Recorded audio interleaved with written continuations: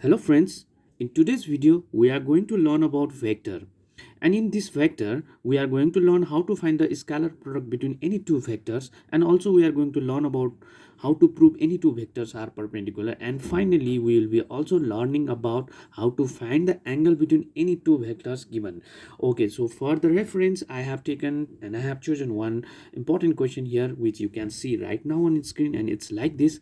The question is like this. Let me read the question first. So if a vector is equals to 3i plus 4j and b vector is equals to minus 8i plus 6j, find the scalar product, find and prove they are perpendicular, find the angle between vector a and vector b. So from this single question we will be learning three important things: how to find the scalar product, how to prove them they are perpendicular, and how to find the angle between any two vectors. So now let me begin here. So first what you have to understand is the question, the main thing of the question that have been given to you is vector a has been given and vector b has been given. So let me begin with the solution. So what you have to understand is, okay, so vector a is given as 3i plus 4j.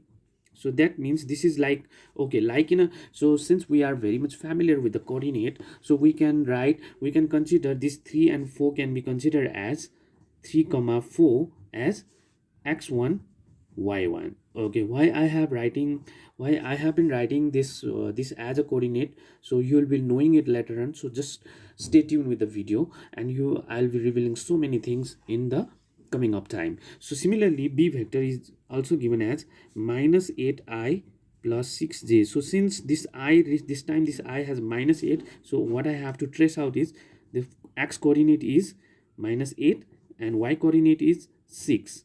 So this will be considered as x2 y2. So this is the simple thing, just like in the coordinate, this is in the form of coordinate and this is in the vector. So let me tell you one important thing. So vector and coordinate are somehow related. It's the concept is going to be the similar, just the way of writing the things are different. So now let me begin how to find the scalar product.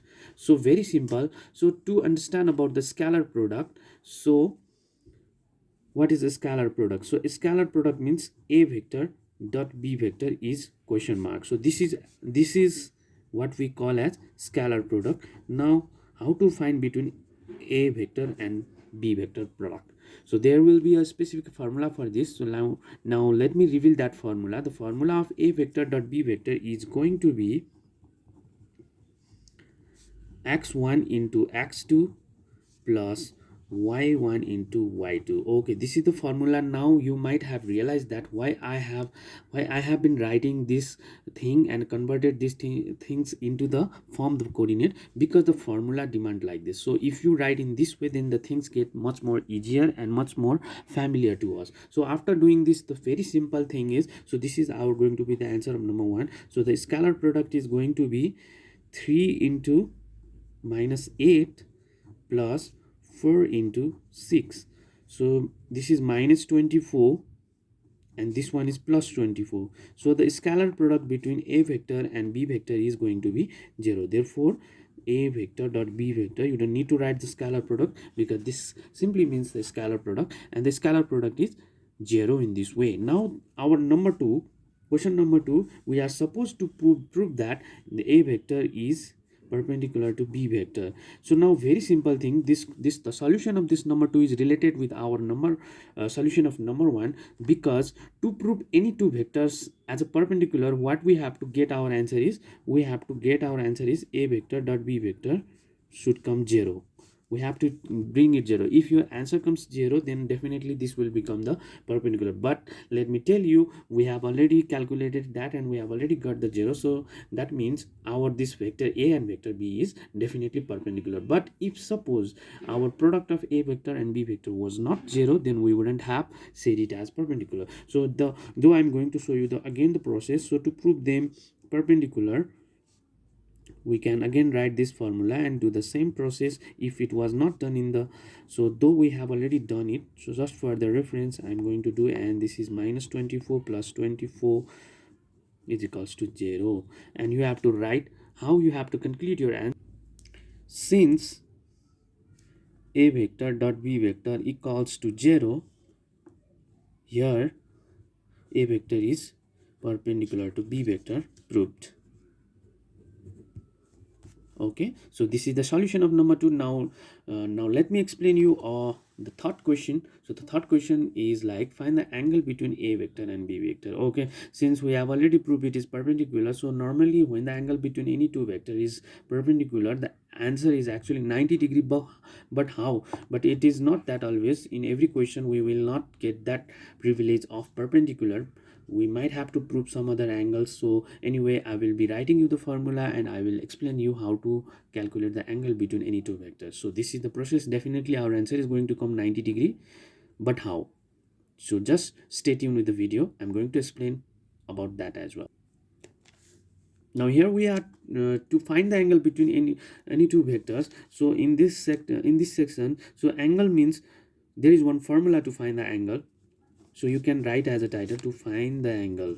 Okay, so that is, to find the angle, cos theta is equals to a vector dot b vector divided by a modulus into b modulus.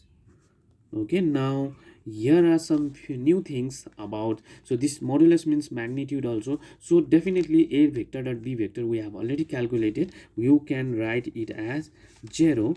But what about, okay, it may not come. So how to calculate this a magnitude into b magnitude? Okay, so for that we have to understand what is a magnitude and b magnitude. So a vector magnitude means, it is the formula is like this. It is x1 whole square plus y1 whole square. Okay, so that means the x coefficient square plus y coefficient square. And why we wrote 1 1? Because a vector related things are always 1 and b vector is going to be the 2. So our x1 according to the question was, it was 3 comma 4, so it's going to be 3 square plus 4 square.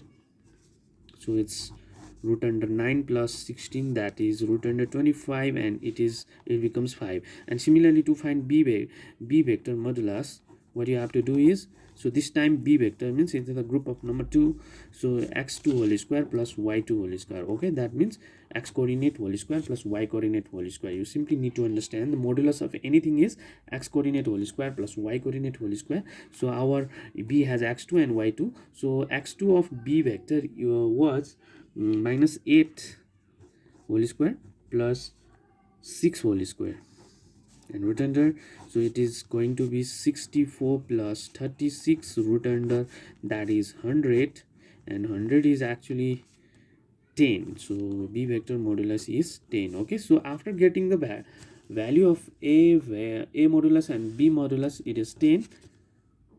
And so and similarly we have to find a vector dot b vector also, and the formula is x1 into x2 plus y1 into y2. But we have already calculated, so I'm not going to show you the full solution. Video is going to be longer, so directly I'm writing 0. Now after doing this, you have to return back to the formula of finding the angle, and that was cos theta is equals to a vector dot b vector divided by a modulus plus b modulus product, and it was 0, and 0 by 5 into 10, so that is 0 by 50.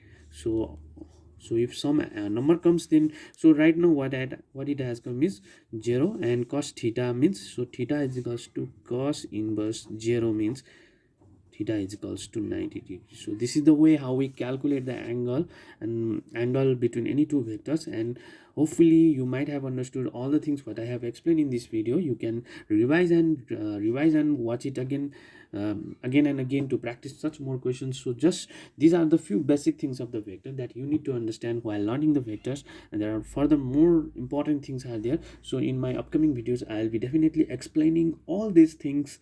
Hopefully you will support me, and of course you might have enjoyed this video. And finally, thanks for watching.